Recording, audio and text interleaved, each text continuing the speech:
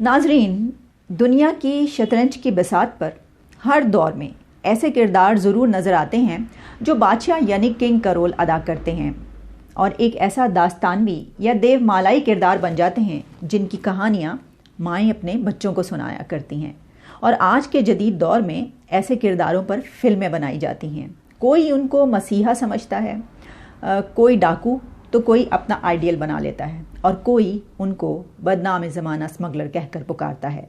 याद रखिएगा कि ऐसे किरदारों की सबसे बड़ी वजह शोहरत उनकी अंधी दौलत होती है, कभी बहादुरी होती है और कभी जो है कोई और काम।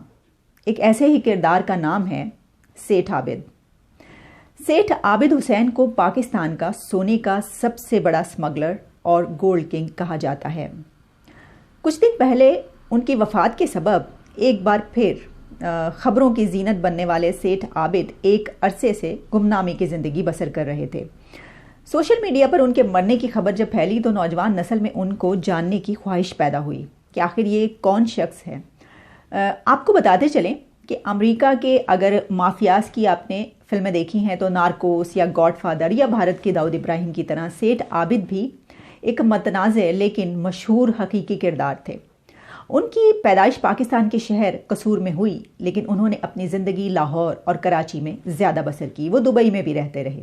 उनके वालिद ने कराची के सराफा बाज़ार में सोने और चांदी का कारोबार जो है वो शुरू किया था। वो वहाँ पे सोने चांदी का काम करते थे। सेठ आबिद ने जब सोने के कारोबार का आगाज़ किया तो देखते ही देखते गोल्ड किंग कहलाने लगे। वो उस वक्त पाकिस्तान के सोने के सबसे बड़े स्मगलर समझे जाते थे। पाकिस्तान, दुबई, भारत और दूसरे मुल्कों में सेठ आबिद का सोना स्मगलिंग का काम इतना फैल चुका था कि उनके नाम का डंका बजता था। उनको पकड़ने के लिए दुनिया के कई मुल्कों की पुलिस उनके पीछे लगी रहती थी। कई बार उनका करोड़ों मालियत का सोना पकड़ा गया, लेकिन सेठ आबिद हर जगह से फरार होने या फिर बच निकलने में कामयाब होते रहे।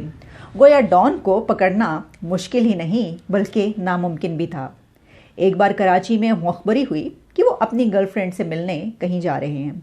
पुलिस ने हर तरफ नाके लगा दिए, छापे मारे गए, लेकिन वो नहीं पकड़े गए और वहाँ से भी बच के निकल गए। लगता है ना किसी फिल्म की कहानी है, लेकिन हकीकत में 70 से 90 की दिहाई तक पाकिस्तान में ये सब कुछ चलता रहा।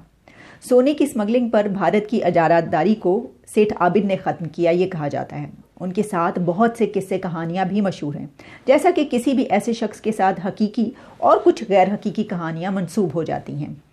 कहा जाता है कि 70 की दिहाई में वो सियासी हलकों में भी बहुत मकबूल हो चुके थे कि उस वक्त के जुल्फ़िकार अली भुट्टो ने उनसे अपनी पार्टी के लिए 5 करोड़ रुपए डोनेशन मांगा। सेठ आबिद ने वो डोनेशन देने से इनकार कर दिया, लेकिन जाहिर है कि भुट्टो साहब को ये बात पसंद नहीं आई कि इतना अमीर व कबीर शख्स, उसके लिए इस पैसे की क्या अहमियत। और उन्होंने, कहा जाता है कि उनकी अकलौती बहन नुसरत शाहीन को उठवा लिया या गिरफ्तार कर लिया। इस पर सेठ आबिद ने मुंह तोड़ जवाब देते हुए गुस्से में आकर लंदन में मुकीम, कहा जाता है कि भुट्टो साहब की बेटी और पाकिस्तान की साबका प्राइम मिनिस्टर बेनज़ीर भुट्टो को अगवा करवा लिया था। बहरहाल बाद में दोनों के बीच सफाई हो गई, लेकिन इसके पैरेलल एक और स्टोरी ये भी है कि सेठ आबिद की करोड़ों मालियत का सोना, करेंसी और कीमती घड़ियाँ लाहौर में पकड़ी गई थी। ये खबर दुनिया भर के अखबारों में शाया हुई थी। जाहिर है कि पूरे पाकिस्तान में उसका जिक्र होता था उस खबर का, जिसकी वजह से भुट्टो पर बहुत ज़्यादा दबाव था कि सेठ आबिद को गिरफ्तार किया जाए। उन्होंने एक ट्राइब्यूनल भी कायम किया, उसमें भी सेठ आबिद पेश नहीं हुए। तो फिर जब वो गिरफ्तार नहीं हो सके तो उन्होंने उनकी बहन को जो है वो गिरफ्तार करवा लिया, जिसके बाद बदले में उन्होंने लंदन में बेनज़ीर भुट्टो को अगवा करवाया, यह कहा जाता है। बहरहाल ये बात सच है या इसमें कितनी हकीकत है, ज़िंदगी में यही किरदार जो होते हैं, उनके कुछ ऐसे लोग भी होते हैं उनकी ज़िंदगी में जिनसे उनकी कभी नहीं बनती, कोई वजह नहीं पता चलती, लेकिन कुछ लोग बहुत फ़ायदा देते हैं आपकी ज़िंदगी में बगैर किसी वजह के। और कुछ लोग आपकी ज़िंदगी में ऐसे शामिल होते हैं जो आपके साथ बहुत ही बुरा करते हैं। कुछ कारमा पिछले जन्म का शायद कुछ होता है, क्या होता है। लेकिन सेठ आबिद की ज़िंदगी में एक ऐसा किरदार भुट्टो ही थे। भुट्टो से शेख आबिद की इस हद तक मुखालफत रही कि भुट्टो साहब की फांसी की वजह बनने वाले कसूरी केस में जुल्फ़िकार अली भुट्टो के खिलाफ जो वादा गवाह माफ़ बने थे, मसूद महमूद, वो सेठ आबिद के बरादर निस्बती कहे जाते थे। और कहा जाता है कि उसके बाद जब जनरल ज़ियाउल हक का दौर आया तो उस दौर में सेठ आबिद को बहुत पजीराई मिली, बल्कि यहाँ तक कहा जाता है कि उनकी दोस्ती इतनी थी कि एक मरतबा किसी महफिल में सेठ आबिद की कमीज़ पर सालन गिर गया तो जनरल ज़िया ने आगे बढ़ के अपने रुमाल से खुद उसको साफ़ किया। उनको हीरो क्यों माना जाता है? इस सिलसिले में एक बात ये भी मशहूर है कि पाकिस्तान के एडमी रीप्रोसेसिंग के जो आलात हैं वो फ्रांस से स्मगल करके बहरी रास्ते सेठ आबिद लेकर आए थे। उस वक्त अमेरिका की तरफ से पाबंदी थी कि ऐसे कोई भी जो मशीनरी थी वो नहीं आ सकती थी, और ये काम सेठ आबिद ने किया था। क्योंकि उस वक्त जो भारत है वो जौहरी ताकत बन चुका था और पाकिस्तान बहुत बनना चाहता था, लिहाजा ये काम उनके ज़िम्मे लगाया जाता है।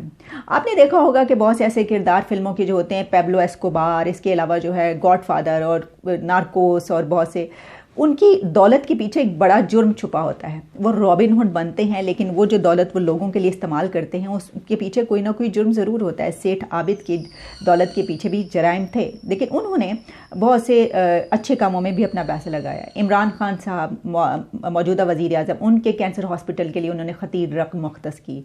हमज़ा फाउंडेशन माजूर बच्चों के लिए कायम भी की। ये भी मशहूर है कि उन्होंने एक वक्त में हुकूमत पाकिस्तान से कहा था कि मुझे इजाज़त दें और मेरे सोने से लदे ट्रक सरहदों पर ना रोके तो मैं पाकिस्तान पर दूसरे ममालिक का जो भी कर्जा है वो मैं सब उतार दूंगा। लेकिन हुकूमत पाकिस्तान की जानिब से जाहिर है कि ये ऑफ़र जो है इसको कबूल नहीं किया गया। गलत या सही, ज़िंदगी का एक फ़लसफ़ा सेठ आबिद की ज़िंदगी से भी बड़ा जुड़ा हुआ नज़र आता है। इस फ़लसफ़े का जिक्र नाज़रीन मशहूर मुसन्निफ़ा बानो कुद्सिया ने अपने मशहूर नावल राजा गिद्ध में भी किया है। उसमें उनका फ़लसफ़ा जो है वो ये कहती हैं कि जिस घर में रिज़्क़ हराम खाना आता हो और जहाँ के लोग रिज़्क़ हराम खाते हों, उनके अंदर कोई माजूरी जन्म लेती है या उनको कोई साइकोलॉजिकल प्रॉब्लम्स होती हैं, उनको जो मेंटली अपसेट होते हैं वो लोग। तो आप ये देखिए कि सेठ आबिद के 2 बेटे जो हैं वो गूंगे और बहरे थे और सारी ज़िंदगी अमेरिका के एक बोर्डिंग में जो है वो मुकीम रहे, और जो तीसरा बेटा था उसको 2006 में उसके गार्ड ने कत्ल कर दिया था। तो क्या ये फ़लसफ़ा उन पर भी लागू हो सकता है? लेकिन हम इसको वाइस वर्सा भी ले सकते हैं कि हो सकता है कि उन्होंने इस जुर्म की दुनिया का इंतखाब इसीलिए किया हो कि उनके 2 माजूर बेटों को सोचा उन्होंने कि कौन ऐसी ज़िंदगी उनको कौन दे सकेगा बग़ैर दौलत के। ज़ाहिर है कि बहुत मुश्किल था, लेकिन उन्होंने सोचा हो कि एक अज़ाब की ज़िंदगी उनको देने से बेहतर है कि वो एक ऐसी ज़िंदगी अपना लें। ये तो बहरहाल आप पर मुनहसिर है कि आप किस फ़लसफ़े के साथ सहूलत महसूस करते हैं और किसको इस कहानी के साथ नथी करते हैं।